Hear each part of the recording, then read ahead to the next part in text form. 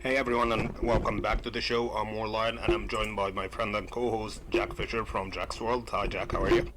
Hello. Thanks again for letting me into your world. You're welcome. I'm glad to have you back. How are you? Yep, I'm doing well. This was I think our first team up went really well, and I'm looking forward to doing it again. We got a lot to talk about too. Yeah, me too. And I think it's ironic that the first episode we talked about Jean Grey and the importance of Jean Grey, and immediately we got a lot of topics to discuss about Jean Grey, maybe, but in the MCU. I think that earlier today I saw a rumor that the X-Men movie is supposed to come out sometime around 2028. So yeah, maybe not 2 years. So coincidental. Yeah, that could be a whole show in and of itself, just talking about what this movie could be. Definitely. I think we'll have an idea when we see how things go with a Doomsday Secret Wars and Brand New Day, depending on, if Sadie is Jean or not. Which you have done a recent video about that, so yes. I want you to dive into it a little bit. I personally enjoyed it. If anyone listening to us haven't seen it, check it out, and I want to hear what you have to say about it. Okay, well, thanks again for your support for it. If you can, please do check it out if you haven't already. So I don't like to comment on rumors that are unconfirmed, because there have been a lot of them that have just been way out there that are just stupid. Like, there was a rumor a long time ago that Tom Cruise was going to be in, I think it was Doctor Strange in the Multiverse of Madness, and that turned out to be completely fake. And so in general, I don't really put a lot of stock into it. But for this one, I made an exception, and I think it was worth making, because I do love Stranger Things. I've been watching Stranger Things since the first season. As soon as Max Mayfield entered the picture, and I thought, oh, she's kind of talented. I didn't really think, oh, she'd be a good Jean Grey. But then it wasn't until I actually have the tweet up right now. I referenced it in my video. It was December 19th, 2024, when, I won't say the source because I don't want to get into any issues with that, but the source that said, there was a source that just says Sadie Sink was the front runner to play Jean Grey in the MCU. Now, this was before Spider-Man Brand New Day or any other rumors like that. I thought, oh, that'd be cool. But then after I saw season 4 of Stranger Things, I'm like, okay, Sadie Sink is now my absolute top choice to play Jean Grey, and there is no close second.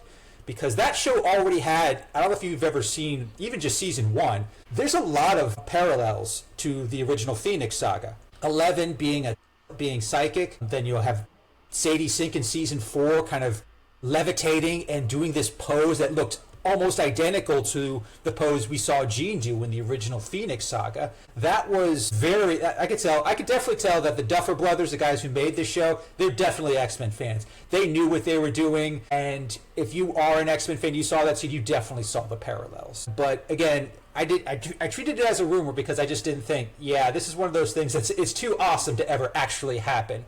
But then, a few weeks before, this was like before the trailer came out, more and more rumors were coming out about Sadie is likely playing Jean Grey. I saw there were these behind-the-scenes footages that showed her. She was wearing some sort of big overcoat. You really couldn't make out much, but it did look kind of like it was green and yellow. And yellowish, which is those are the colors of Jean's original Marvel Girl outfits. And then there was the leaked footage of that she's being arrested and she's being targeted by the Department of Damage Control. If you've been following them, they're kind of like the Friends of Humanity or the Humanity Coalition in the comics. And at that point, it was like, okay, this is starting to sound a little more than just a rumor.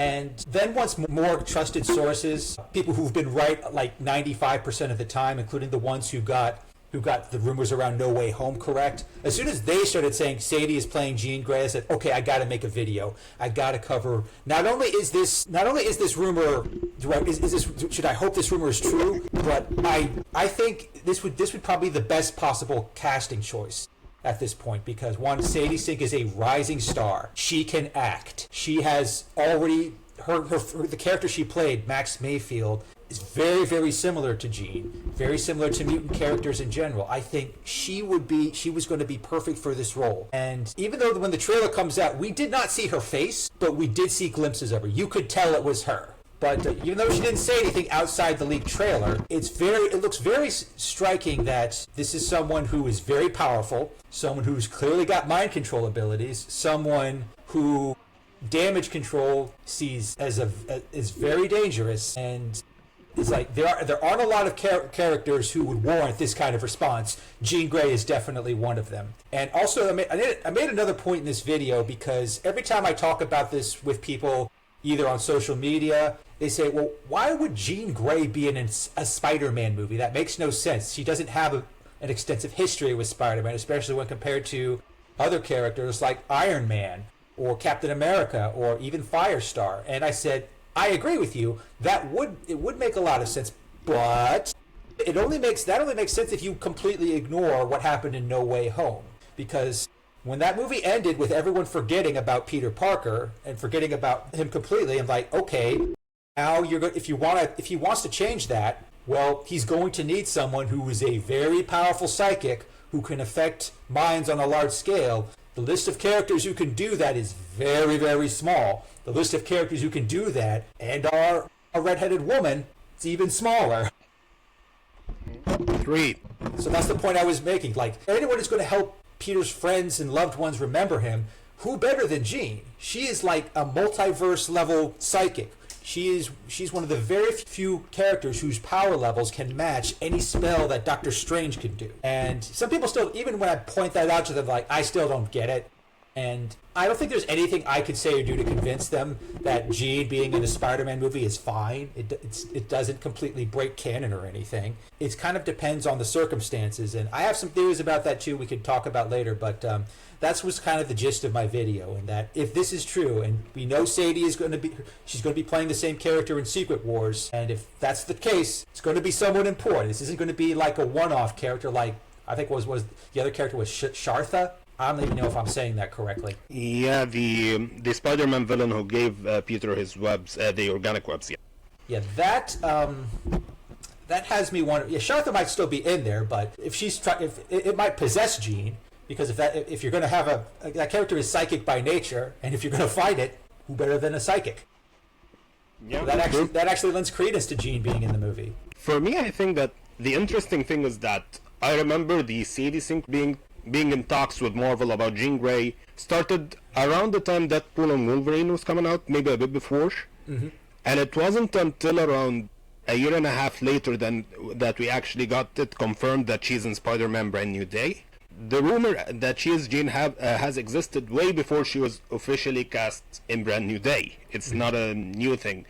And I think it wasn't just Sadie. There was a list that came out with like 6 to 7 actors. Mm-hmm. I think I can't remember the actors' names, but they had Cyclops, Kitty Pryde, Gambit, Rogue, basically the 97 roster plus Kitty Pryde. So that was interesting to see. And speaking about this idea from a plot perspective, we know that the director of Spider-Man Spider-Man Brand New Day just finished directing Wonder Man, and Wonder Man, for better or worse, was about a mutant being hunted. We didn't see them call him a mutant, but he was a mutant being hunted. I think I said this in my episode 0 when I reviewed Wonder Man. Usually when we get the new X-Men character, we get him saved by the X-Men. You know, we had Jubilee and Sunspot in the animated series being saved by the X-Men.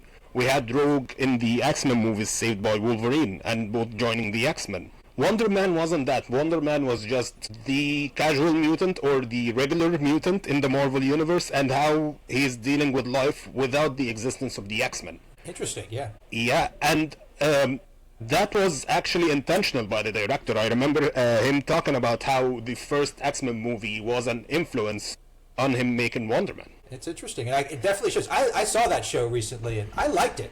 It radically exceeded my expectations, but I think it did a really good job of setting up damage control as this escalatingly problematic force. This is not an organization that has like the best interests of everyone at heart. They see all superpowered or enhanced people as problems, and that's a dangerous mindset. We saw that that's a mindset we've seen in a lot of X-Men villains. Yes. And ironically, they started in a show about a mutant. I know we can talk about the Ms. Marvel retcon a lot, and we have a lot to say about it, but the first time Damage Control showed up as the anti-mutant organization, let's call it that for now, it wasn't Ms. Marvel, a show about a mutant. Yep. We are just dealing with it as, you know, we don't have a definition for a mutant versus mutate. I think I talked about that in episode 0, because, you know, that stuff, even in the comics, is complicated. Like, you know, at some point the Genoshan mutates were mutates, but then for extension happened and all of a sudden they were mutants. We have Deadpool who's sometimes a mutate, sometimes a mutant. So the definition of a mutant is complicated. Like, during my episode 0 of this show, I went on a rant about that, exploring how mutants have complicated origins across the 616 and the Ultimate Universe as well, which made things more complicated when they made them be super soldiers.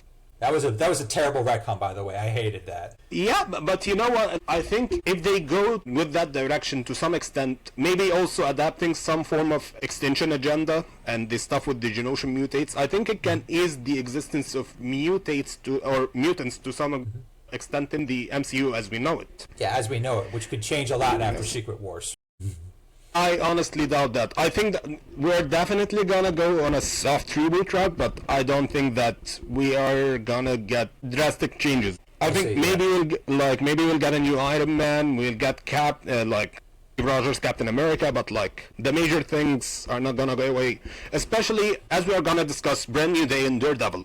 We are bringing in a lot of different aspects of the Marvel Universe that we don't want to go away, you know. This Spider-Man movie is reintroducing the Hand and is introducing a lot of great ideas and villains for the upcoming Spider-Man trilogy. And maybe even Daredevil and Punisher. We just got back the Netflix characters. A lot of the Netflix actors are talking about joining the MCU again.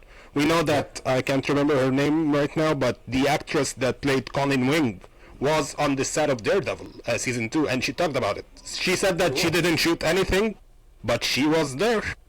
That's good. I liked her.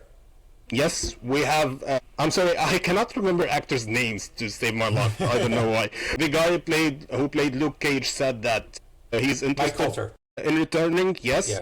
We have Finn Jones, who has been talking about wanting to return since Daredevil Born Again came out. I wouldn't mind Scott.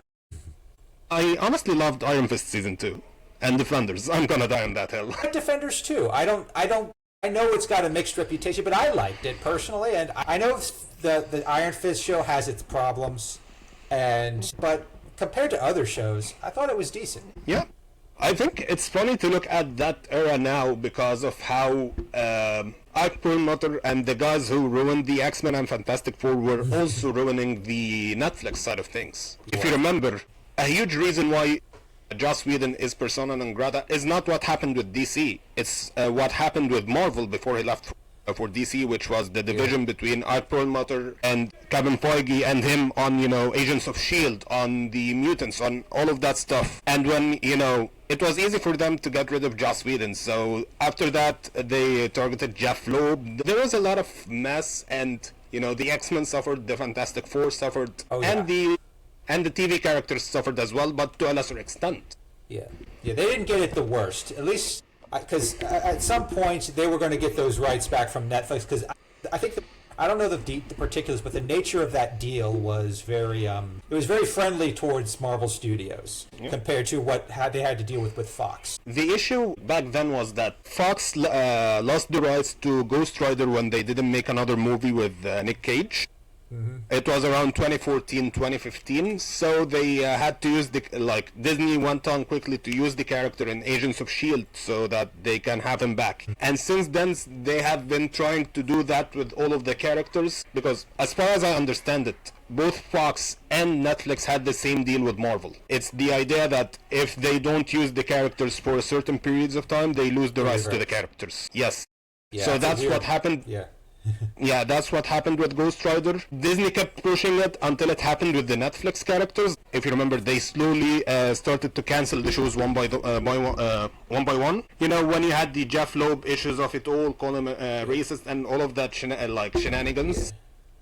Yeah, there's a lot of problems with Jeff Loeb that are way beyond the scope of this stream. Yeah, they are way beyond that, but for better or worse, and being true or not, Disney definitely targeted him because he was one of the obstacles that they needed to go away. Him, Joss Whedon. I'm not defending them as people, but Disney are not saints. Yeah. No one's really a saint in this situation, but Loeb is it's just picking the worst. And I'm sorry, I don't care about how you side with a corporation, but Jeff Loeb had no business touching those characters. He just did too much. He's done so much damage, both as a writer and a producer, and it's just. If I sound bitter, it's because I kind of blame him for what happened to that show, Heroes. Remember that show? Honestly, no. Well, it was a great show for a while, but once Jeff Loeb kind of came aboard, it went downhill big time. You could feel his influence. I think Jeff Loeb, he was the head, he wasn't really involved, and that worked because, we had Agents of S.H.I.E.L.D. running for 7 seasons. It was really good. We had the Daredevil, Punisher, Jessica Jones were really good. It was iffy around the Iron Fist, Defenders, and Luke Cage of it all. And, of course, the Agents of S.H.I.E.L.D. spin-offs that didn't really go anywhere. Worst of all, the Inhumans. God, that was so awful. Yeah, but it's a fun experience thinking about this now and how it's shaping the future of Marvel. Now that Marvel has all of these characters back, they're setting things back to canon. Because if you remember, part of the reason why Born Again felt weird when it came to pacing is that these shows weren't originally canon, and then Marvel decided that these shows are successful, people love them, so we'll make them canon and we'll stick to them. Which is why I definitely believe that what's coming is a soft reboot and not a hard reboot. Because Marvel spent a lot on Daredevil to restore its canon to the main MCU. So we have that going on. We also have I'm trying to move into the trailer to see the interesting details to talk about. Okay. Yeah, I think that one of the things I'm interested about, which it's not a thing in the trailer, but more of the scope of the movie, is that while it's touching base with a lot of comics, you see the influence of specifically the JMS run on Spider-Man on the movie. I remember that run. There is some originality into it, which is what you were talking about earlier when you talked about Jean Grey being in the movie. And that comes from the fact that, Marvel editorial will never, or they will try to never undo the marriage. They want people to not remember that Peter Parker is Spider-Man and all of that stuff. So they never really went deep into exploring how the deal with the devil went. The idea of everyone forgot who he is and all of that stuff. But Marvel is not doing that with the movie. Which is why I think it's interesting, and which, that also kind of supports why Jean Grey would be in the movie when she doesn't really have that deep relationship with Spider-Man in the comics. Yeah, they know each other, but they don't have a deep relationship. Yeah, because, that's a new territory for them, for the characters. Another interesting aspect is the Hulk being in the movie, because there's an interesting panel from, I can't remember, it was around 2008 when Hulk met Spider-Man and he was like, Parker, how are you? And then Peter was shocked that he remembers him and he was like, Banner doesn't remember you, but I do. I remember that. I love that scene. Yeah, I think that writers tied that into the mystical origins of the Hulk because, we've been dealing with the Hulk being a mystical creature for a while now, almost 10 years. That's interesting to see. I hope to see that in the movie in some sense. If they actually drop that line where the Hulk says Hulk remembers, Banner doesn't, that would be a really cool nod to the comics. But I'm not going to assume that they're going to make it that awesome. Honestly, I don't know. I'm going into this movie with an open heart because I believe that they will do something good. Like what I've seen in the trailer, some people are thinking that it's a crowded movie, and I kind of agree. But it's not a new thing to the MCU at this point. I know that when we talk about crowded movies, we all with Spider-Man, we always think of Spider-Man 3, which wasn't that great of a movie. But we are dealing with the MCU that had Civil War. We had the Avengers movies with actors. We have Avengers Doomsday and Secret Wars with how many actors coming? This movie with 15 to 20 actors is not gonna be that many for the MCU. When I just thought of something else, this might just be my brain making dumb connections, but Jean Grey also having a connection to the Phoenix, and the Phoenix as a mythology is actually really popular in China, which is a big market for Marvel. I don't know, maybe they would fit that in, just to to appeal to the China crowd. That's just me spitballing.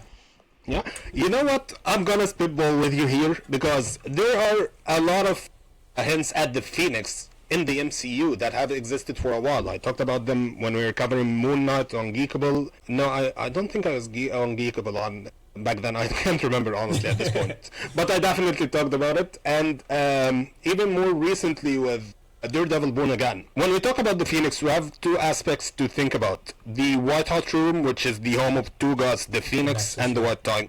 The Phoenix and the White Tiger. Mm-hmm. And the White Tiger as an entity, we haven't seen him in the MCU, but we have seen his avatar. Yes. It's the White Tiger in Daredevil Born Again, Season 1. I can't remember his name, but he's the guy that died on the show early on.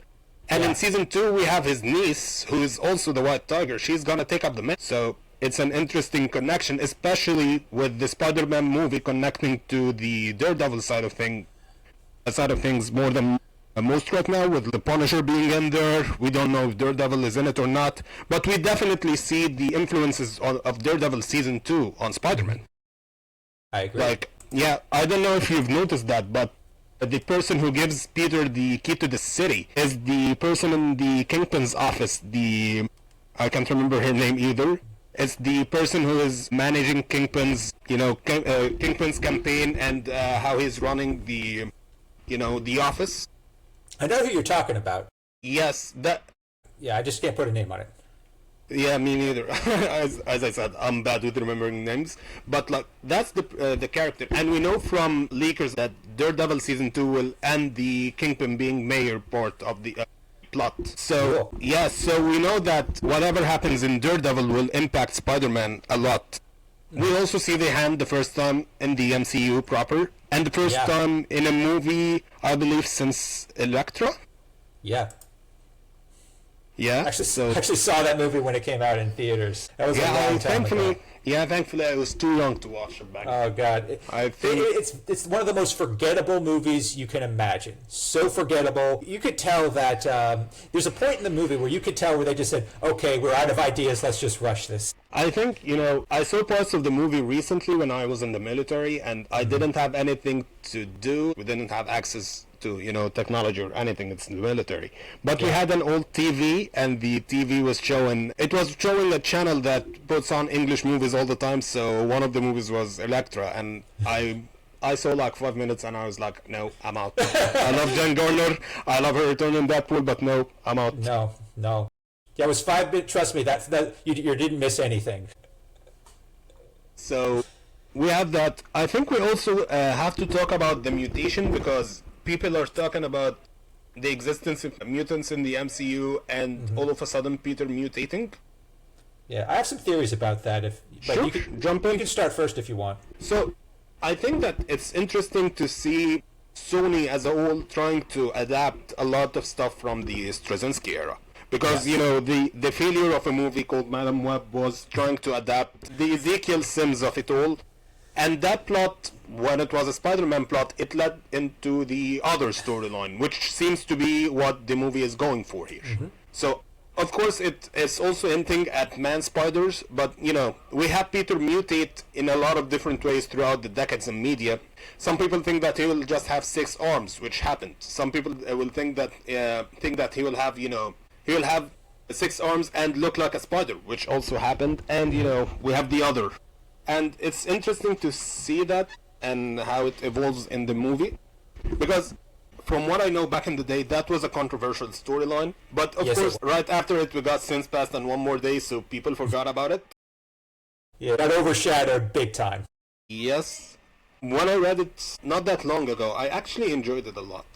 I get that it was kind of weird because a lot of people don't like the Straczynski stuff, making Peter a part of a magical totem and related to magic. But, that part, we can get rid of it now because, Spider-Verse is popular, and that's what led to Spider-Verse, so it's interesting to see how it goes. What do you think, what are the theories that you have on all of that stuff? Well, with respect, going back to the other, let me just say I was probably in the minority when that first came out, and the fact that I really liked it. And I understand why people didn't like it. But then once One More Day happened, then Sins Past happened, and then before that was Sins Past. I'm thinking it's one of those stories that has aged a lot better than most. And That's why that's why I'm glad that they're kind of referencing that, because it was a bad time for Peter in the fact that his powers were going nuts. He was kind of losing touch with everything, and he needed help. And but that also made him a target. In the comics, it was Morlun. But now I think my theory in this movie is that Shartha, or someone like Shartha, is going to basically play the same role as Morlun. That's my theory. And this thing wants to take control of Peter because it says it knows he's changing, it knows his body is mutating. That word was said in the trailer, and I don't think that's a coincidence. And so my theory is that Shartha is going to try and take control of Spider-Man so that it can control what he mutates into. But the thing is, it cannot do that on its own. It needs someone as sort of an anchor into that world. This is where Jean Grey comes in. Someone like her, she's one of the few individuals who could have the power to deal with a being like that. I think this also ties into what we talked about in our last stream when Jean went toe-to-toe with Nightmare. Now, Shartha is not on the same level as Nightmare, not by a long shot. But it's similar in that this is a mystical being that's powered by magic, and it needs some sort of help in the world, and that's where Jean comes in. Now, as for how mutants exist in this world, this is another theory that I have, because one of the biggest problems with the MCU is like, where are all the mutants, and if they've always been there, where have they been? We know the Deadpool universe is a different universe. We know that at the end of the Marvels, Monica Rambeau ended up in a different universe with the X-Men in a post-credit scene. So we know from Avengers Doomsday that the Fox X-Men, they exist in another universe. So this leads me to believe that there was something that happened in the MCU that essentially either erased mutants, erased the memory of them, or maybe they were trapped in some sort of like Westfield-style realm. And that realm is hard to get out of. Very few people are powerful enough to get out of it. Jean Grey would probably be one of the very, very few who could. And I suspect, my theory is that she gets out of it, but almost immediately gets the attention of both Damage Control and Shartha. And before she can explain herself, before she can actually find some sort of stability, because maybe she knows the incursions are coming, maybe she knows something about that's happening with Doomsday, I believe that mutants and all the mutants we know have been they might be stuck in some sort of Westfield-style pocket realm. We know pocket realms exist. We know mutation is kind of a thing. And the fact that, going back to the Miss Marvel show, when he said mutation, they didn't seem to know what that meant. That leads me to believe there must have been some sort of no more mutants type event like we got in House of M. And maybe that's going to be sort of like what triggers the incursions. Maybe that's going to be what causes these worlds to go to war with each other. And again, very few mutants are powerful enough to escape something like that. Jean Grey is one of them. Definitely. I think that one of the interesting ways to introduce them, like have them be there the whole time without us knowing, is to play with the Matthew Rosenberg run a bit. I remember yeah, there was a while when Emma Frost erased the memory of the X-Men from everyone's mind. So I think they can do that, and it will work better than Eternals, because, the excuse for Eternals was kind of bad because we were there, we just didn't act. That would be weird, but one of the things the soft retcon can do, or the soft reboot, is that the mutants erased themselves from everyone's memories, but they were there, You would have maybe edit the Avengers Endgame sequence, for instance, to include, Cyclops and Wolverine fighting side by side with the Avengers, but no one remembers them because, they erased their memories. Or maybe even pull an Ancient One in Avengers Endgame when we saw her fighting with the Avengers in Avengers 1, Oh, yeah, I remember that. Yeah, she's just in the background. We didn't see her. So integrating the mutants is easier than most people believe it to be. As for the mystical side of Spider-Man, there's something interesting, like as we talked about Shartha and wanting to possess Peter and Jean Grey and all of that stuff. We're forgetting that the Hand are there. The Hand are a mystical organization. So what if the Beast is the person who is gonna play the Morlun or Shartha of it all in this movie? They also, the fact that they mentioned Rebirth. Yeah, what other character is known for Rebirth? Yeah, we have the Hand okay, the Beast wants Peter Parker, the Hand are there. And I think it's also interesting to include the Punisher because the last Punisher run before the Ben Percy run was not well received, and it was the Punisher being the avatar of the Beast. Yeah. So it's an interesting thing to think about. Yeah. I think I'm excited to see this movie and how it goes. What did you think of Paul? I don't want us to get demonetized or anything, so please don't make me go on another rant. But Yeah. my hope is that they don't go that route in this movie because I've already seen the discourse surrounding He Who Shall Not Be Named is like it's 4chan level awful. Yeah. Oh my god! Yeah, yeah. Don't look at it. Don't get into that. It's you will save yourself a lot of heartache. Yeah, I think the interesting aspect of this idea as well is similar to one we talked about earlier when we talked about not undoing One More Day, is that the movies are definitely gonna go in a separate direction because the movies have to end, you know. Yeah. You couldn't have Tony Stark get married and have a child in the comics because Tony Stark will go on to be Iron Man forever. Whereas in the MCU, Robert Downey Jr. is in his 50s or like coming close to 60s, so you had to have him get married, have a child. And I think that sooner or later that's the direction that they'll have to go with Spider-Man. And you know, Spider-Man is not that dark of a character that you end up killing him. Yeah.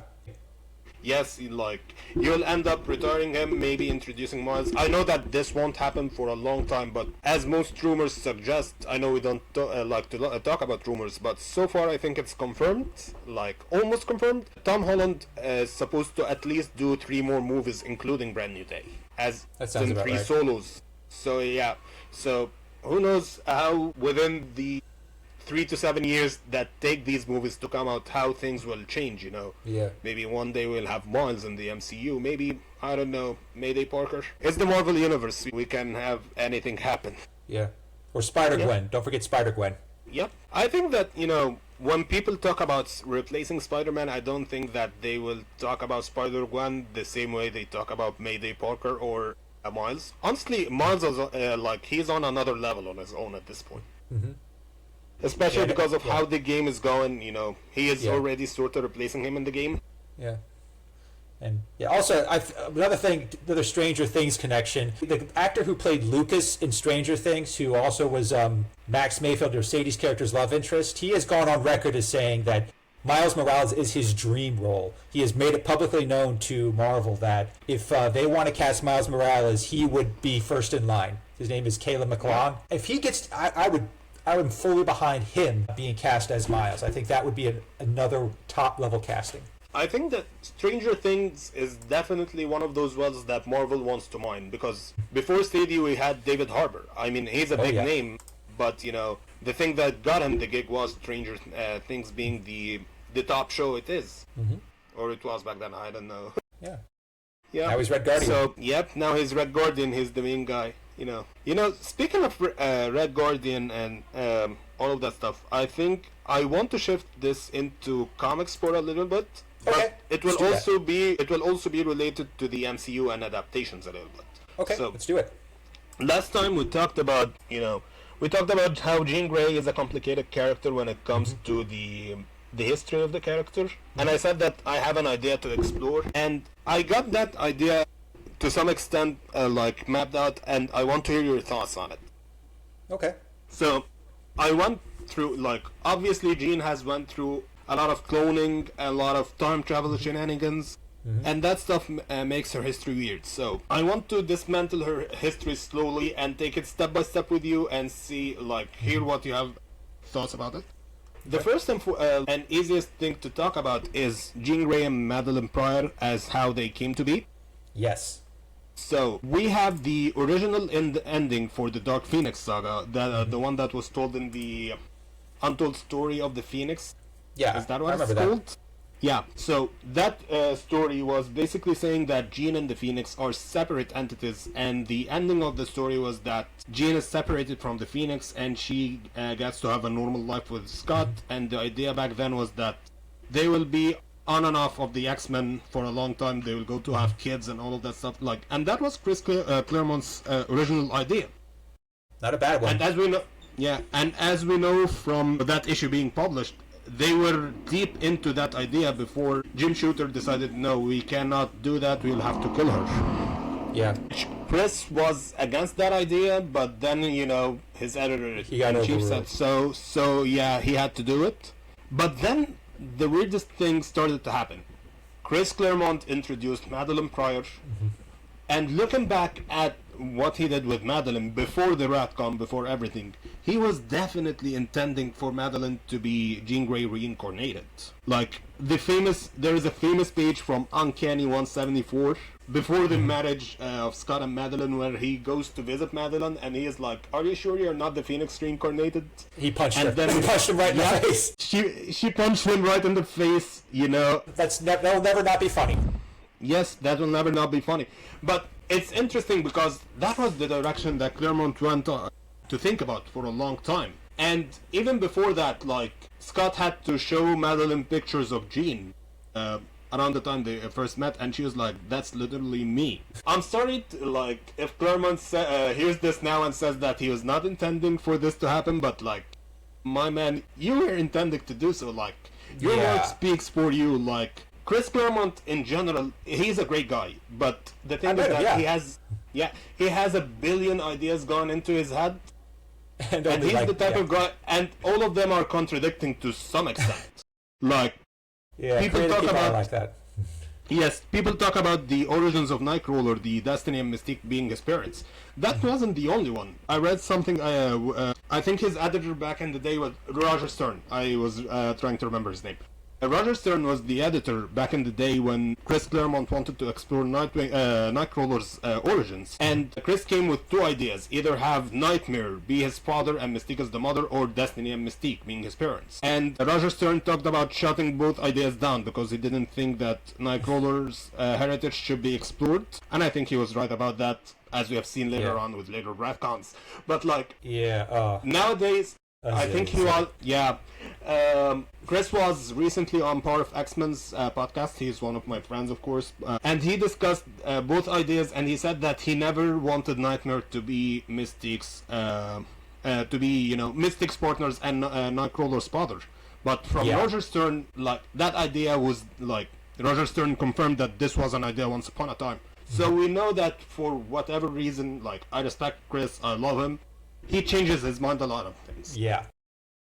So Madeline and Jean is definitely one of those things he changes his mind a lot. And his work speaks for it because, as we go forward, we have a lot of his collaborators talk about the Jean and Madelyne situation a lot. And how everything he says about them is not so true. Because, like, there was a documentary, I think you can still find that video online, of him, Louise Simonson, and Anne Santi talking about Madelyne, and both ladies saying that saying to Chris that he didn't have the idea of making Madelyne a separate character, and that's why they didn't have sympathy for her as a character because they just saw her as Jean. That was, I think that documentary was around 2009. It's still up on YouTube. While I'm editing, I can find the video. I'll put a link to it in the description, and maybe, I'll see about that when I'm editing. We also have. While I was digging deep, I found two interviews with X-Men Monday 102 and 103. They're on AIPT.com. They were Louise Simonson and Walter Simonson talking about their X-Men Legends issues they did in 2022, I believe. Yeah. And one of the things they talked about a lot is dealing with Inferno and how it came to be. Because these issues were directly following Inferno. And Louise and Walter went on to talk a lot about how their ideas for Madeline Pryor were just the same ideas that Chris had, but they changed them. Like, for instance, we have, in Inferno, we have the Phoenix going to Jean in Jamaica Bay, and Jean refusing to bond with it. So it goes to this lifeless body and basically becomes it. Like, the whole story back then was that Jean died on the moon, the Phoenix went to Jean refused her, and then she went to Madelyne. That's basically a reincarnation, if you think about it. Yeah, so it is. That's the reincarnation of the Jean that died on the moon in Madelyne's body, which part of the reason that creates the continuity issue, because, we are now talking about Jean being that person, so what does that make Madelyne, to an extent, Yeah. And I actually what do you think about that so far? Okay, yeah, actually, I'm looking at the interview that you sent me earlier. I can kind of see you're right. Claremont does have. He's one of those guys who always has all these ideas, but making them work together is kind of it's kind of a mess. It's a beautiful mess, but it's still a mess. So, I think with respect to Madelyne, it would have made the most sense in the world for her to be just Jean reincarnated. That would have probably fixed a lot of complications. But then, we had editorial interference. But the thing that also always struck me about this is, I've written stories before. I mentioned this in my videos. I used to write fan fiction, and it was pretty awful fan fiction. And one of the things that you find out early on is when you start writing something, and when something needs to be forced, when you really want to try to force something, it comes off as, you can feel the writer's hand. And with respect to Madeline Pryor, what always bothered me about it is, Cyclops, he loses the love of his life. He stands over her grave. He's heartbroken. He leaves the X-Men, and just can't have been more than a few days, and he just happens to meet someone who not only looks just like Jean Grey, but admits she looks just like Jean Grey, and the fact that it's that level of contrivance that kind of always kind of bothered me, in the sense that I know what he was trying to force, but I think he just kind of went about it. He went about it in a way that was messy. It was always going to cause more complications down the line, and I think once we got to Inferno, I guess that kind of helped try to make sense of it all in fact, for me, it would be so much more unbelievable and so much more contrived if Madelyne wasn't some sort of clone or some sort of reincarnation. For her to just happen to look like Jean so shortly after Jean died, that's a level of contrivance that where you really do feel like the hand of the author or the hand of the writer just trying to force something that the story just does not accommodate.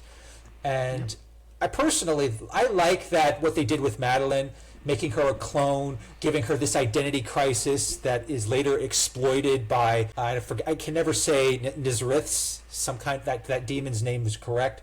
Yeah. And also sort of being like a part of Sinister. I think because of Madeline Pryor that Sinister is such an iconic villain. That is definitely something that I think it worked out, but there's no getting around the fact that there was a lot of contrivances to work around. I think that part of the issue is that Chris wanted to resurrect Jean without resurrecting Jean, and Jim Shooter didn't tell him that he is gonna resurrect Jean in X Factor. That's really the issue. Like, you both wanted the same thing and you didn't talk about it. That's where the mess got created. I'm sorry.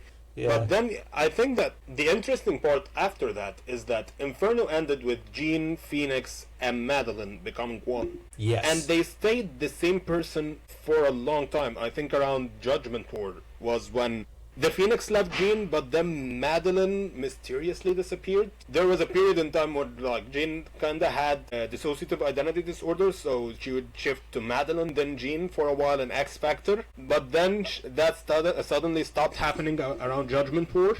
Then we get to the interesting part, which is Nate Grey. Yes. It's the era that no one likes to talk about because it is a complicated era. For some reason, the writers back then were fans of incest, or they were weird. Age of Apocalypse is a great story, but it starts with Legion making out with his mom. So. Yeah, that is that's a whole rabbit hole we can probably. Yeah, the thing is, I don't want to get into that rabbit hole, but that rabbit hole. Yeah. I'll go briefly into it because it created the mess that we have now. Because when Nate Grey visited the 616 or became a resident of it, he wanted to reach out to his mother, Jean Grey. And he accidentally created a psychic being similar to Onslaught, but it was Madelyne. Yeah. At this point it was big because, as I said, Madelyne suddenly disappeared from Jean. No one knows, to this day, I think Jordan White recently talked about that when he was still the editor, and he was like, we don't know if Madelyne left Jean or not at all, or that was what he is implying. I'll talk about what he exactly said in a moment. And from then we got weird things. As I said, incest happened. Let's put it at that. And then the 12 happened. Yes, the 12 happened, the famous Alan Davis run that saw Yep. Apocalypse looking for 12 people to do whatever he wanted to do back then. And during that time, we got the psychic being who, for all intents and purposes, was treated to be Madeline Pryor, but she wasn't. She suddenly lost powers because, as a psychic being, she needs a body and she didn't have one. Like she Shadow was, King. Yes, exactly. So she was trapped on the psychic plane, and the last time we saw her was during the 12th. She had that conversation with Cable and Scott when they were captured by Apocalypse. I think it was Cable 71 or 72. And that was the last time we saw that version. We then had an alternate version of Jean Grey come to the 616 pretending to be that version of Madelyne for predatory reasons. Yeah. Let's put it that way. Okay. No. She was definitely a predator. Yeah.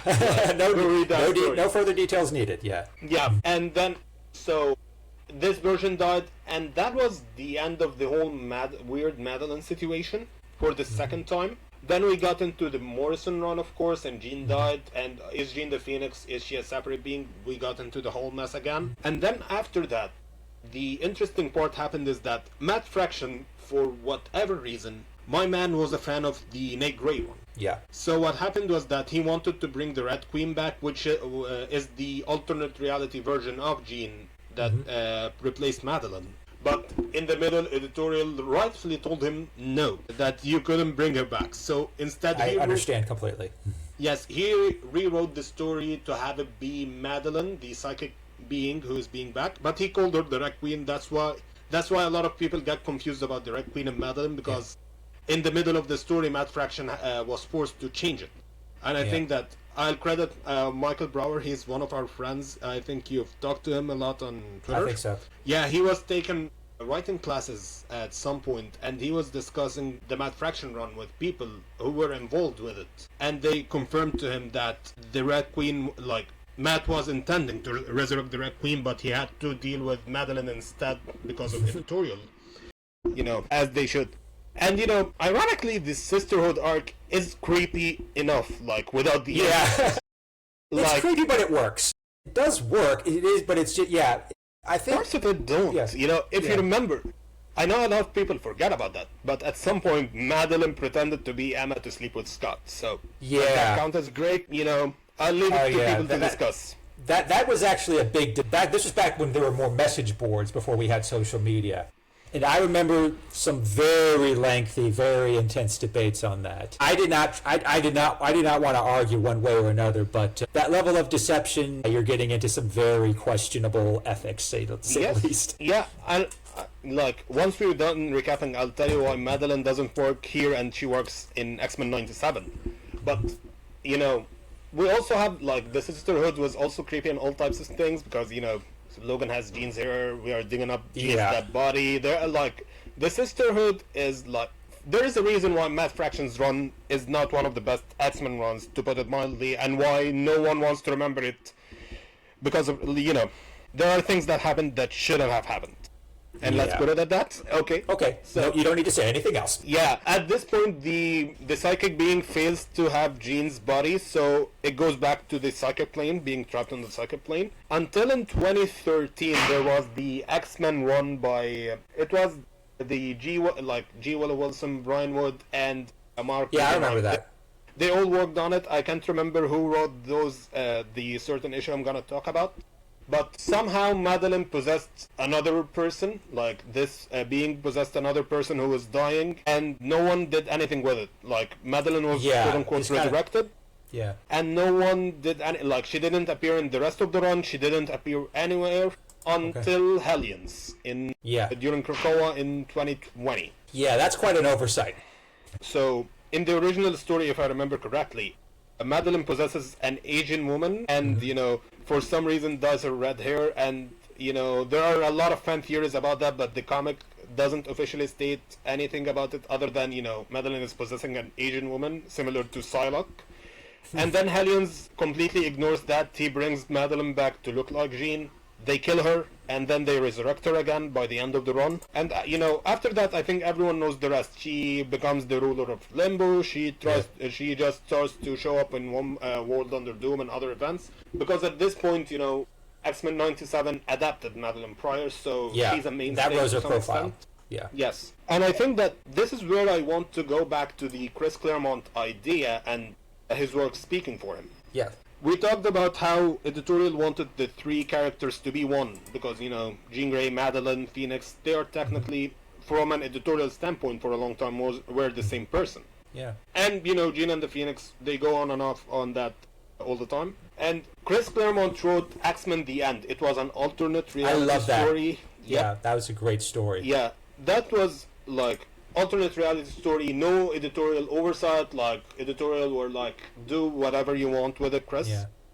And chronologically, this took place around, like, somewhere after New X-Men by Morrison, so everything in continuity should count as canon to this universe, to some extent. And in this universe, the way it ended is, like, Chris Claremont giving Madeline the happy ending and the idea that he originally wanted. He talks about how Madeline and Jean are weird in this universe and how Jean's marriage with Cyclops failed because Jean and Madeline are not complete people. They are two halves of a person who has not been complete for a long time. And then they finally become complete in the end. Yes. When I read that scene, I'm like, damn it, Claremont, that is beautiful. That was probably one of my favorite Claremont pieces that he's written since Yeah, I think, you know, that idea is honestly the best idea to do with Madeline, because, you know, they tried to make it in the 80s, but back in the 80s, there were, like, Madeline hated Jean is confused about Madeline, so it was, you know, for lack of a better term, there wasn't consent in it, whereas, like, when it came to X-Men The End, like, both aspects of Jean and Madelyne realized that, you know, we are one and the same and we shouldn't be anything other than that. Yeah. I think there's more poetry to that too. I don't want to derail it too much, but the reason why I love that ending so much, the reason why I think it works so beautifully is because it represents the fact that Jean, Madelyne, the Phoenix, they are very much the same person. It kind of represents how Jean, when you go back to the original Dark Phoenix saga, you see how she didn't become Dark Phoenix on a whim. She was kind of influenced by the Hellfire Club. She was essentially it's like you find someone who's already unstable and you take advantage of them, you break them. That person stays broken afterwards. They don't know how to put themselves back together. And I kind of feel like Madeline Pryor was like a portion of Jean that it kind of was part of what was broken about her during the Dark Phoenix saga.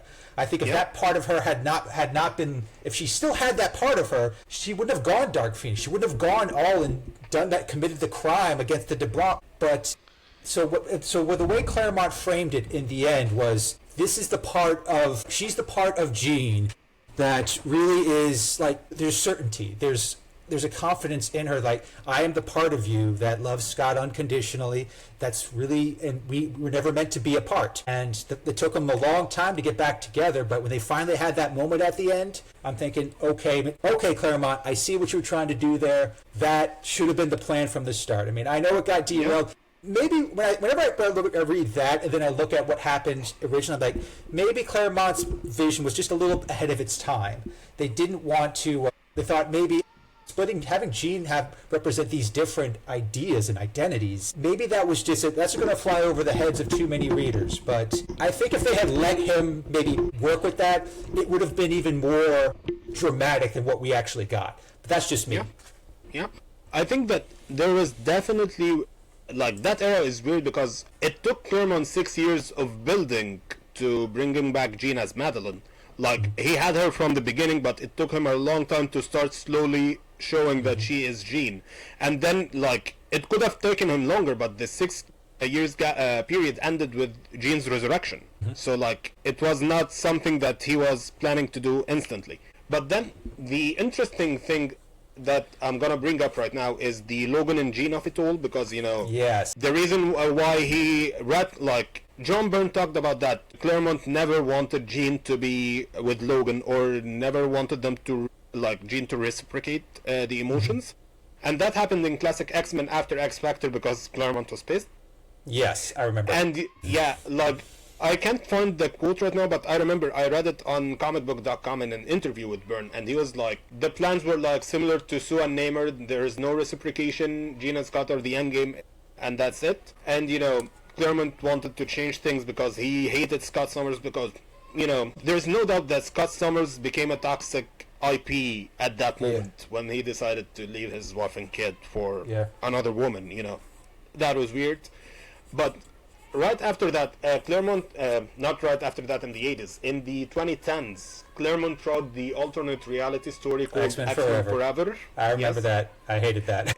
Yeah, it's not yeah, it was not a great run. It's not good at all.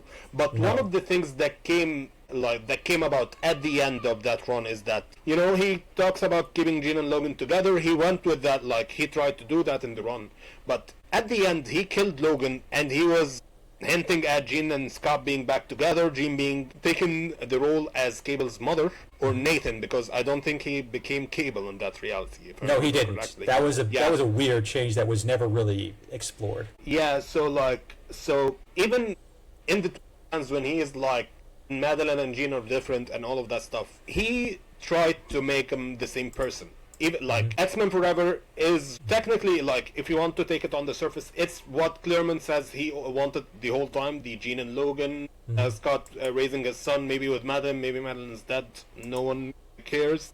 And even in that reality, he didn't stop himself from doing what he really wanted. And I say that he really wanted because, not because he directly said it, but because I can read, and I've read what you've written in the 80s, I've read X-Men The End, I've read Forever, and I've read a lot of other Chris Claremont stories that wanted to explore Jean and Madelyne being the same person with Scott, and how he views Scott as a good person. As a good example, if you remember, we talked about it last time, the Exterminated one-shot. Yes. There is a backup story by Claremont in that issue that explores Jean and the Scott, and it explores Scott talking to Madelyne and how he wants to build a life with her and all of that stuff, which was great to see, and that's the true thing that Claremont wanted to do. He doesn't hate Scott, he just he hates Marvel in a sense. And I want people to listen to his interview with part of X-Men, because he really talked about this idea a lot, because he said that he hates not owning the characters because he wishes that he could have done a lot of things differently with them what he originally than what he did with them in the original run, and what happened to them under other writers. One of the interesting things about another character is Emma Frost. He doesn't like her being a hero. I can understand that completely. Yeah, to Claremont, he sees her as the big bad of the X-Men. And, she was one of the people behind the Hellfire Club. And, as we talked about Scott maybe being great by Madelyne during the Sisterhood arc, the same thing happened to Jean. What led to the Dark Phoenix saga was Mastermind. I know you were manipulating Jean, and the Hellfire Club, including Emma, were responsible for that to some extent. Some more than others, of course, because I don't think that Emma planned for Jean to be assaulted or what has happened to happen, but there was some villainy in it. However, we want to see it, and then that's the interesting part. So let me take this to X-Men '97. Let's do that. Yeah, X-Men '97, I know from sources the original plan, and that plan derailed, but I'm still not gonna talk about it out of respect to the people that shared with me the information. But the people that were working on the show were as aware as I am, and you are, of this complicated history with Jean and Madelyne. And they were definitely avoiding everything controversial about that. They joked about it in season 1, when Madelyne joined the council in Genosha, she was like, the council needed an X-Man, and you guys have 2 genes to spare. I remember that scene. That was funny. There is the link between the two versions of Jean, because Jean experienced Madelyne's death, and if you remember, when she was talking to Scott, she felt Madelyne die. There were weird stuff going around there, because their connection is weird. And I think I said it back then. I think that the original idea to some extent was gonna explore how Jean doesn't realize it, but she is Madelyne, or she is whole again. To put it like in X-Men the end terms, she is whole again. Yeah, that actually reminds me. Sorry to interrupt, but No worries. I think what I like about what they did with X-Men '97 is I know they did kind of rush it. I really wish they could have maybe stretched the story with Inferno to 2 episodes. I think they were probably in a crunch, but the reason I like how they handled that is because eventually, in the end, Madelyne does try to be her own person, but at the same time, Jean kind of says, "Well, we're still a part of each other, and they're going to try their best to make the most of their situation." Then Genosha happens, and suddenly all these problems, that they're dealing with, this idea that Jean's wondering, what happens with Cyclops, what happens with her baby, what happens to all of this, and suddenly it all kind of comes to a head on Genosha, where suddenly Jean has to feel this trauma, and she's already in a rough state. And then later on, when she's talking to Nightcrawler, she says, now she has Madelyne's memory. She remembers what it was like being pregnant with Nathan. She remembers what it was like giving birth to him. She remembers what the way she felt. Remember, like that scene where Cable keeps trying to save his mom, and he can't. And it kind of shows in later episodes where, I don't know if you remember this specific scene where she tells Nathan, wear a seatbelt! Yeah. And he hates that because he did. I laughed so hard at that. That she was, Mom, Jean kind of being a mom in that moment is like, okay, that's like Madelyne's, that's like, the line between her and Madelyne doesn't exist anymore. Yep. If Madelyne was in there, she would do the exact same thing. Yep. I think that's what I like about it. They kind of take what Claremont did in the end, and they kind of tweak it a little, but it is kind of poetic in how they bring it all together. Yes, and I think that, this is interesting because we talk about that happened after Madelyne's death. So, was the original idea to merge them, or they are both merged, but we don't know it? I'll keep you guessing. I know the answer, but, the answer I know, whatever it is, it's not gonna matter anymore because I know that the directions for the show have changed. Yeah, we can talk about that in another stream, but it's going to be, I know there's definitely going to be some changes. I know if we saw from the trailer there's going to be some sort of brief touch on the adventures of Cyclops and Phoenix, when they raise Nathan in the future. Yes. But that's the extent to what we know. That's from the aspects that were not changed, because from what I know, season 2 is gonna maintain some elements from what the original idea was, but at some point it's gonna drift and start changing. And I don't know what will change, what won't, but I can take a guess based on the original ending and the stuff I know. Yeah. I think we can discuss that privately, because I think the stuff as well as I do. We have the same sources on that. Probably, anyway, yeah. But continuing that, the other, I think that X-Men '97 definitely dealt with the drama the correct way. It took what Morrison did with the affair, which to me kind of felt forced to some extent. Yes. And the affair with Psylocke, because if you remember, the affair with Psylocke in the comics happened around the time Scott lost Nathan. Yes. It took those two aspects and it worked them naturally in the story, because instead of Psylocke or Emma, it was Madelyne, and it was Scott really confused about, who he married. Yeah. Is he cheating being with Jean, or is he cheating being with Madelyne, which we canonically...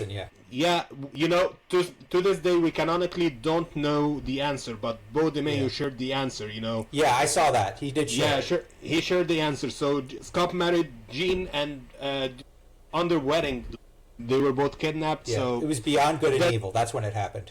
Yes, the switch happened after the marriage. So Scott is technically with his wife. When he was with Madelyne, he was cheating. I don't know if it matters or not anymore. As I said, that was the intention. We don't know if it's gonna be canon anymore or not, depending on the direction they take the show. Yeah, there could be any number of ways they take it. Maybe they'll leave it unanswered, because I remember there was that second to last episode where Sinister offered to tell Jean when that happened. She said no, screw you. And she helped fight him. That's Yeah, I think that's one of the reasons why I believe that they intended to murder them, because like she was like, Madelyne fights with me today. She is strongly feeling connection to Madelyne. And in the end we have Cable, who was resistant to the idea of calling Jean mother. Like the first thing he does when like he was being tortured and he knew that the Phoenix was coming, he was like, Sinister, you should check history and what it says about my mother. Like that was the first time he acknowledged that. And then we have the moment with Jean saying that the Phoenix wanted her to save her son, which is definitely an interesting thing, because Jean won the fight against Madelyne because of the Phoenix, and the Phoenix now sees Cable as Jean's son. Like you can dive into it in many ways. Like you can think about it and make fan fictions about it all you want. Oh yeah, let's see how it goes. Trust me, people have. Yeah, and I think overall 97 did the characters well, because it avoided everything about the characters that's so complicated and weird. You talked about Inferno being rushed, and there are two reasons for that. Obviously, the easy and the main reason behind that is that the cast are too big, and we had a lot a lot of stories to tell with all of them. We had to focus on Love Death, we have to focus on Xavier coming back, and a lot of other stuff. So Inferno didn't have more importance than other stories, but it also gets to the fact that if you dive deep into Inferno to some extent, you might have to make Scott bad to some extent. Exactly. Because you need some sort of breakdown. You can't have it completely amoral, because you need that drama. That's what makes the X-Men so much fun. Yes, and Inferno, like the original story, is mainly about Scott dealing with his poor choices. Like throughout the stories, you see Scott wanting to reason with Madelyne. He wanted her to kill him. He wanted her to exact revenge however she wanted to, because he saw himself as the villain, and he was. Yeah. Scott Summers is my favorite mutant. He's probably the second favorite character of mine overall in comics. But, that was a low point in his life. And, to this day, his legacy will be tainted by this forever, just like Hank Pym has a tainted legacy because of one panel. That's the bad side of comic books. But anyway, I think that I'm excited to see season 2 and how it handles it. And as I'm looking at my notes for everything that happened with Jean and Madelyne, it's easy to see why no one wants to acknowledge Madelyne a lot, because up until Inferno she was okay, nothing is bad up until Inferno, but since Inferno and up to Hellions, there is no story with Madelyne that is not problematic.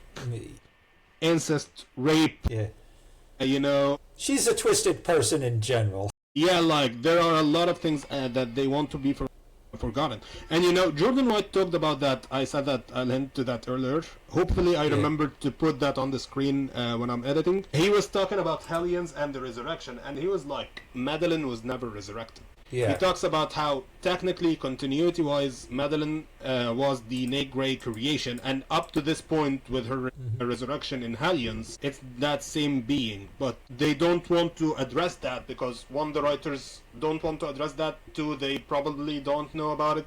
Three, Marvel definitely doesn't want the writers or the fans to remember it. So Jordan remembers it, and he said that that's the case. Tom Brevoort definitely doesn't know about it, and he doesn't care for it. We will see how. I don't doubt that.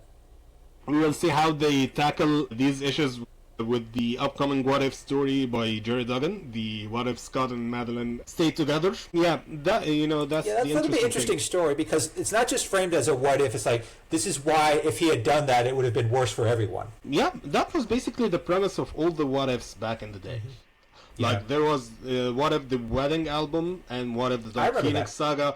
All of those ended really terribly. It's Marvel telling you, this is why we didn't do these stories originally. I think that I'm interested to see all of that. There is another part of the Jean mess I forgot to mention, and it's a huge part. It's the young Jean Grey era. So, Brian Michael Bendis brings in the original 60s X-Men back to the present, and they remain up until right before Krakoa, basically. In Marvel's timeline, it's definitely right until then. And during that time, there was the complicated issue of, are they the X-Men of the 616 or a different reality? Because Bendis definitely wanted them to be the main heroes. Yes, he did. Yeah, and Bendis's run was not developed the way he wanted to, because he had to leave the run early. Yeah, because of the mandates at the time, because X-Men are not a priority anymore, and I can't remember if I said that the last time, but Hickman basically said in an interview that Bendis was kicked off the title. Yeah, I do remember that. Yeah, we also then go to the Columbine era and the Dennis Hopeless era, which saw the writers trying to make the young X-Men be exiles. So they are not of the main continuity, they are of another reality, and they are exiled. And they became the exiles of the 616. Yeah. And then after that, we have Ab Brisson and Matt Rosenberg. I can't remember who wrote Extermination, but whoever it was. It was Ed Brisson. Brisson, yeah. It was that was when they finally decided that the young X-Men are the main X-Men. So we had Jean Grey blocking their memories, then Jean remembering, we have adult Jean remembering her life as a teenager in the present. Yeah. And for better, I personally love that, and while that era was a complicated mess, I think that characters grew a lot in it. Yes, they did. Especially Jean and Cyclops. But the problem is that to this day, Marvel doesn't care about acknowledging that era a lot. Jerry Duggan referenced it once or twice. Eve Ewing referenced it in Champions. Yeah. At one point, but Marvel doesn't want to acknowledge it for some reason, and that's a shame, because that era, good or bad, it impacted the characters in a good way. The reason why Cyclops is the mix of the characters, him, he's a bit militant, but he's still a Boy Scout, he's all of the versions of Cyclops, wrapped into one, is because he got the memories of his younger self back. Yeah, exactly. He definitely returned to undid some of the damage done by Fraction. Yes. Yeah, in the Uncanny Annual in which he was resurrected, he talks about how getting back these memories changes his perspective on things. Yeah. And that's why we have this Scott that we have now. I think I said it earlier on the last stream when talking about Beast. It was gonna be interesting to explore this idea with Beast, because, he's an 80s Beast, but the 60s Beast was the one that experienced the future, so how does that work in continuity with Beast? Exactly. And, with Jean Grey, writers definitely remember that this era happened, especially Chris's Gage, because he brought that up in Weapon X-Men, or the one-shot that led into it. Mm-hmm. And Louise Simonson, ironically, brought it back up. Yeah. But for that was a fun series, yeah. Yeah, Louise Simonson writing Jean Grey is always going to be great. Yeah. I've met her a couple of times. She's such a wonderful person. Yeah, she's a great person. I love her. She's probably, Louise Simonson is an underrated person and a creator. Yeah. And she is the main reason behind everything we love about the X-Men.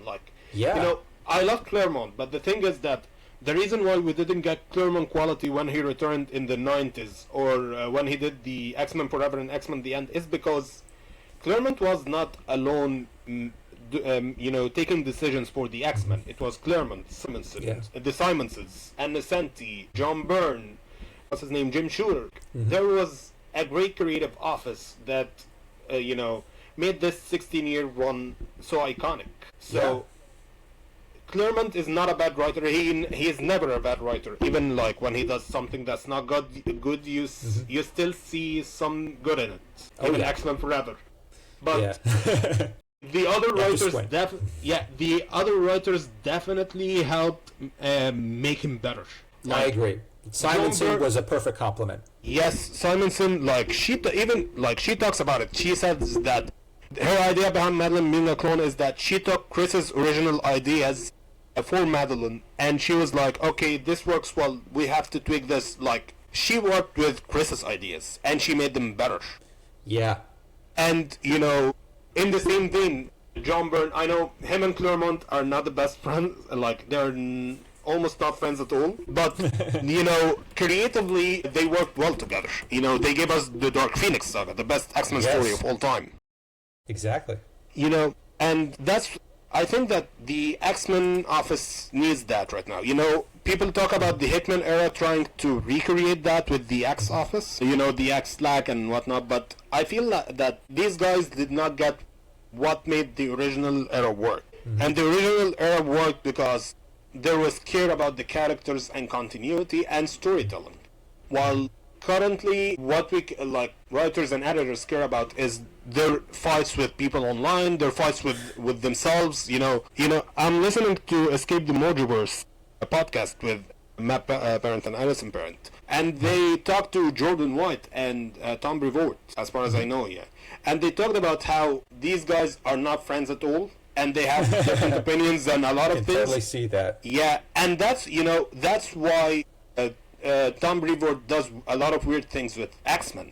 And I'm like, if Tom Brevoort is really taking X-Men as a fighting weapon against Jordan White, then the X-Men don't matter, you know. And that's the problem with the era. Like, he's fighting Jordan White. Oh, Jean and Scott and Logan are not a throuple. Listen, I love that. I hate the throuple. But it happened. Right. Yeah, it happened. Change it. On panel. Change it. Yeah. It's easy. It's comics. We have changed a lot of things on panel before. You can change it. And you know, I think that thankfully that didn't happen a lot on panels. Like, we have around 850 issues of Krakowan era stuff. We have around 5 or 6 issues that discuss this throuple. So it's not a lot. You can take it out, you know. Yeah, you can. Yeah.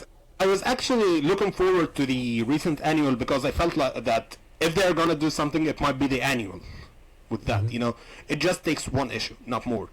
But Tom Brevoort doesn't care about that. He just cares to say that they're not a throuple to get back at Jordan White, which is so weird. Petty. Like, that's petty. Yeah, definitely petty. And I'm like, you know, if Tom Brevoort takes the X-Men and treats them the way he treated the Avengers back when Bendis was on, we will have a lot of great X-Men stuff. I agree. That's not what happened. That's not what's happening. You know, on the surface, it may look like that because, you know, we're starting to have the X-Men solos. Jean got a solo, Storm, everyone, and that's fine. That's great. And personally, post Age of Revelation, I've been enjoying most of the titles. But it has to be about the X-Men and not about the feud you have with Jordan White or whoever is the creator that's working on, you know, that stuff. You have any thoughts on that? I do have thoughts on the whole post-Krakoa era. Sure. It's had its moments. I do like that some of the new mutants they've created. I really like what Gail Simone has done with characters like Jitter and Death Dream.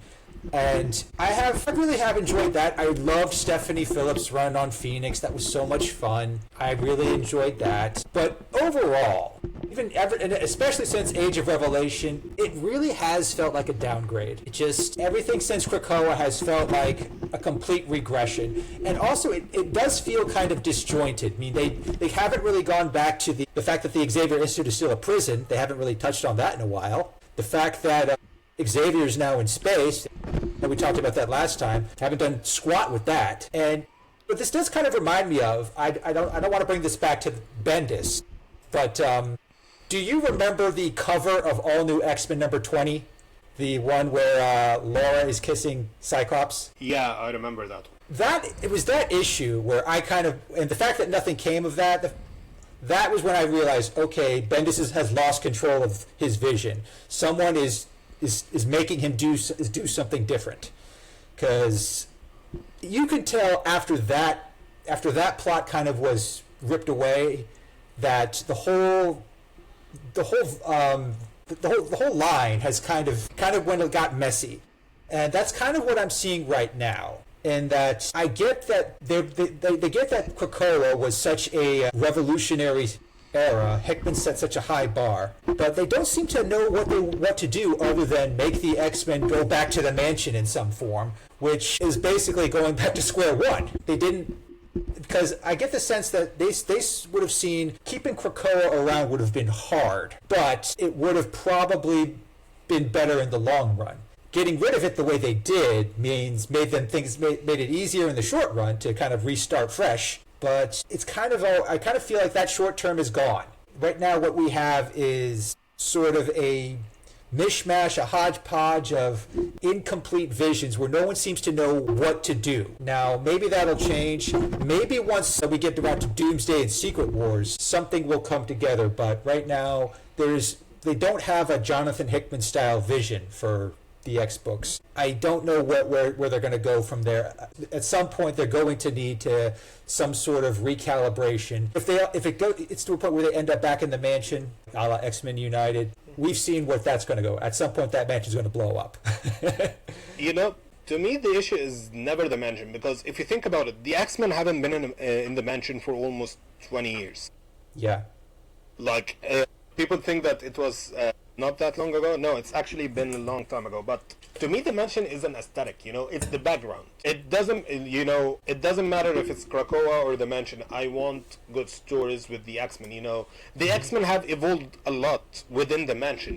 Everything that happened from the 1960s till 2008. I think 2008 was when Astonishing X-Men ended by Whedon. It wasn't the mansion, and we've seen all the ups and downs with the X-Men in the mansion. So the mansion itself is not a problem. The problem is what you are doing with the X-Men.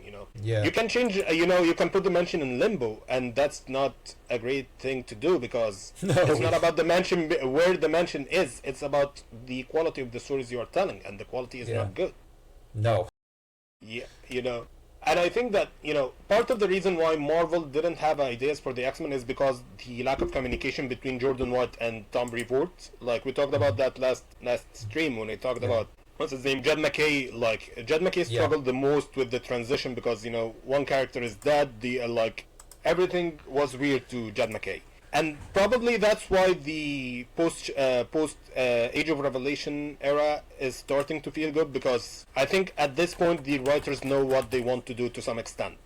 At least McKay does. He's the only one, though. I can't really see that with a lot of other writers. I think, Gale and Moreau are still doing their own thing from the beginning.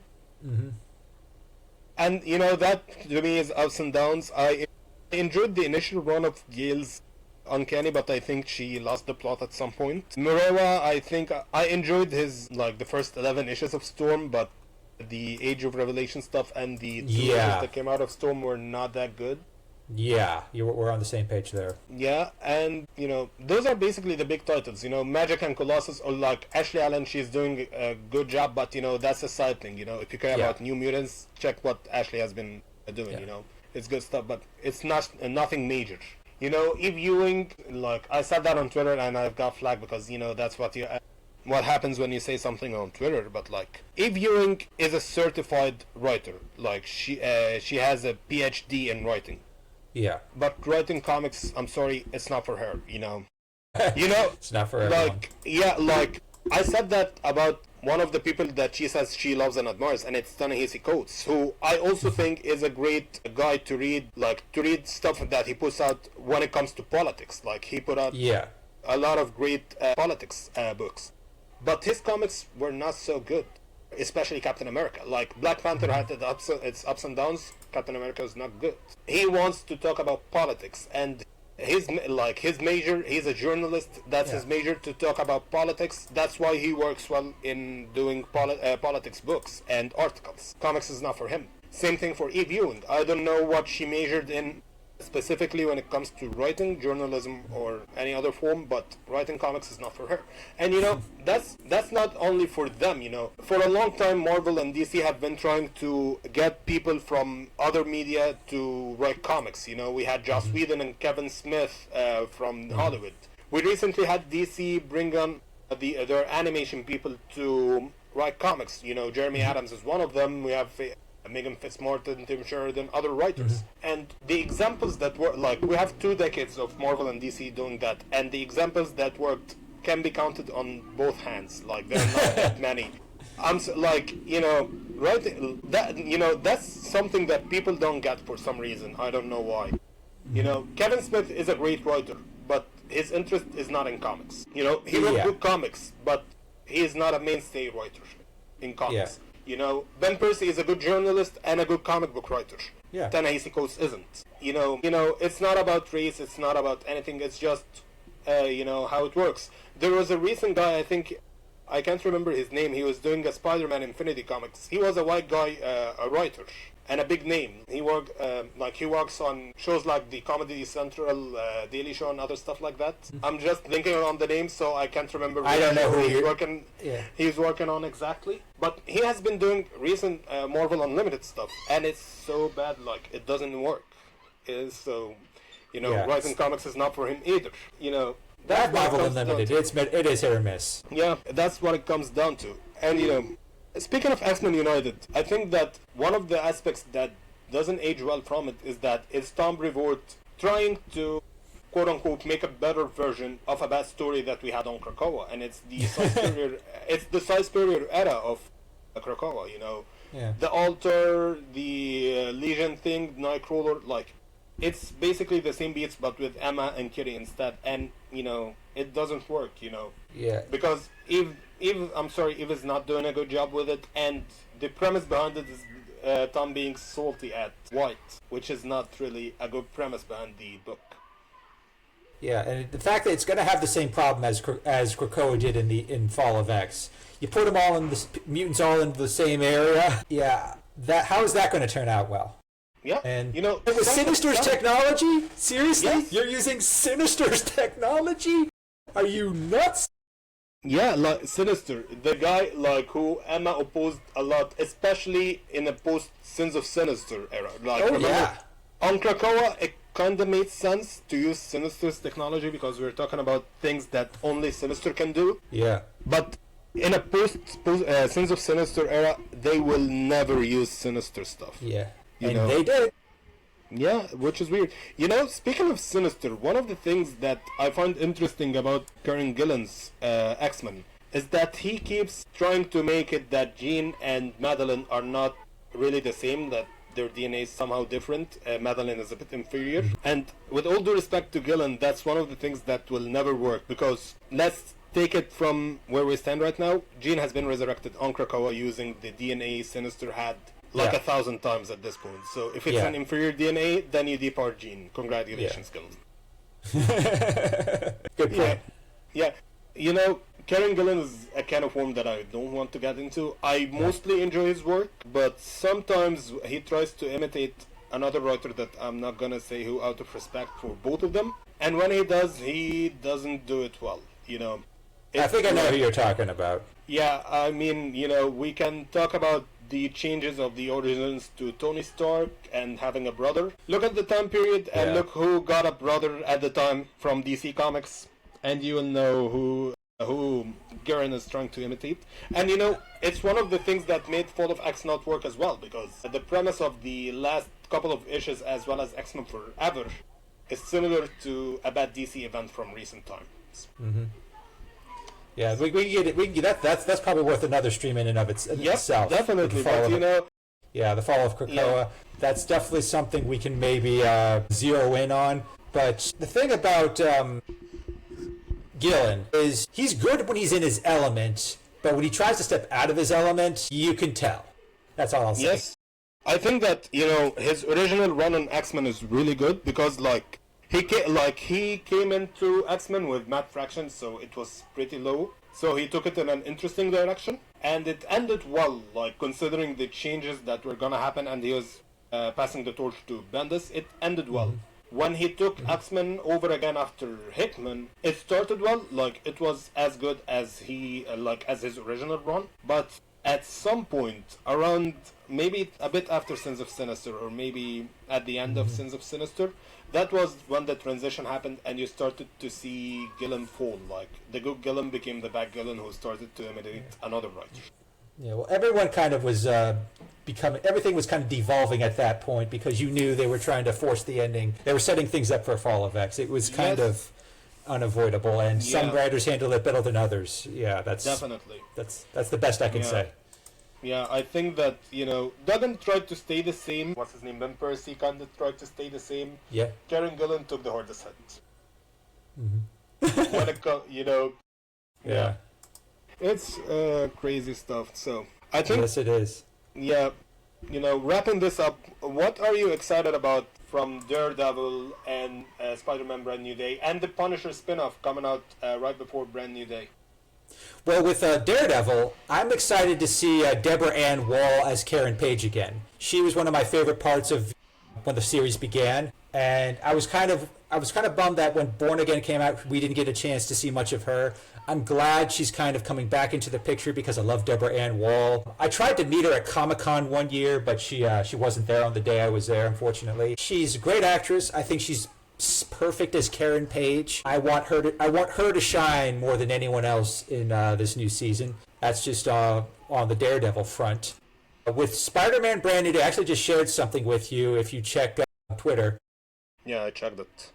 I do think I'm really hopeful that Sadie being Jean is going to not only it's not only going to elevate her and Jean as a character, it's going to spark some new interest. I think one of the reasons why we may not have seen any Jean Grey outside the annual is they're kind of waiting to strike while the iron's hot because they know she's coming in this movie, and that would be a great time to sort of make her front and center again. And with respect to the Punisher, I felt like that first Punisher series was a little too much setup, not enough punishing. I have hopes that the setup is going to pay off this time around.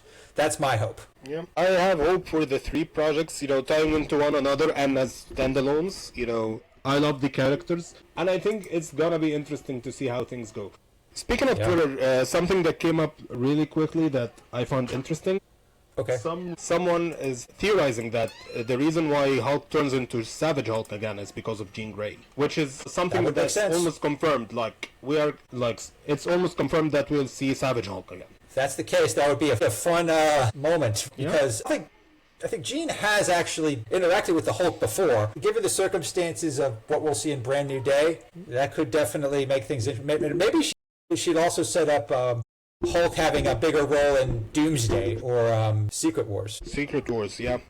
As I said that, I remembered Age of Ultron, where Wanda tricked Banner into turning into Hulk. That's interesting to look at right now, seeing how Hulk can react to telepathy, which of course is something that we never got to explore because of the Hulk's rights. Mm-hmm. They're more complicated than Spider-Man and the Fox X-Men at the moment. Because, we have Hulk in the MCU, but we can't do anything with him. And he's an interesting character. He has a bunch of different personalities. We can go into whether they exist because of the psychological trauma he endured as a child, or because of the experiment. And, writers love to dive deep into that. Peter David did it. Al Ewing recently did it. And, I think, there is some foundation to it in the MCU as they introduced She-Hulk, and they implied that Bruce doesn't have the best relationship with his parents. Yeah. And they also, we have seen the three different versions of Hulk at this point: Savage Hulk, Professor Hulk, and Bruce. So we can easily see more, so they just have to do something with him, and hopefully they do. Yeah, I hope so too. That's going to be fun to see. July can't get here fast enough. Honestly, yeah. But in the meantime, you'll have Daredevil, we'll have Punisher leading up to Brand New Day, of course. And I think we'll have X-Men around that time as well. We might. Correct me if I'm wrong. X-Men 97, yeah. Yes. Well, we know there's a preview comic coming out in June, so my guess is maybe around July. Maybe that's another way they'll try to synergize what's happening in Brand New Day with 97. Yeah, I think that there is a lot with Marvel Comics right now. I think Chip Zdarsky said it, Marvel feels aimless overall, not just the X-Men, and that him and Hickman are building towards something that makes it feel connected again, similar to DC right now. So it's gonna be interesting to see. Any last thoughts on the whole mess we had, right? On talking about Jean, Madelyne, the weird, the cloning, everything? Yeah. I think we've covered a lot. The only other thing I want to note is, in our last stream, I mentioned I was working on a video about Cyclops and Emma. That video is well underway, and the tentative release date is mid-May. So just for people to look forward to, mid-May is tentatively when it's going to come out. I mean, if you need help making it come out sooner, let me know, Yeah, I think I know what I need to do, but that's how I'll try to get it out, but hopefully it turns out well, and we can maybe talk about it in a future stream. But yeah, mid-May. Hopefully, mid-April. we have a lot of things to discuss, and if the streams go as I planned, I think we will discuss more Jean and Emma in the future, along with other stuff, of course. So with that being said, everyone, I'm gonna bring this episode to an end. Jack, it was a pleasure having you on again as my co-host, and I'm happy to have you always. I'll see you on next week, and whenever you have any other projects that you're working on and you need me to be there, I'll be there. It's always fun to collaborate with you. Same to you, man. Thanks for letting me visit your world. Thank you, everyone, for joining us. And if you're new here, welcome. If you're an old-time listener that knows me from Geekable or from Instagram and Twitter, it's great to have you back on. Please follow me and Jack on Twitter. Jack, may you tell people where to find you? Yeah, I'm at MarvelMaster616 on Twitter. My YouTube channel is called Jack's World. I usually post videos about once a week.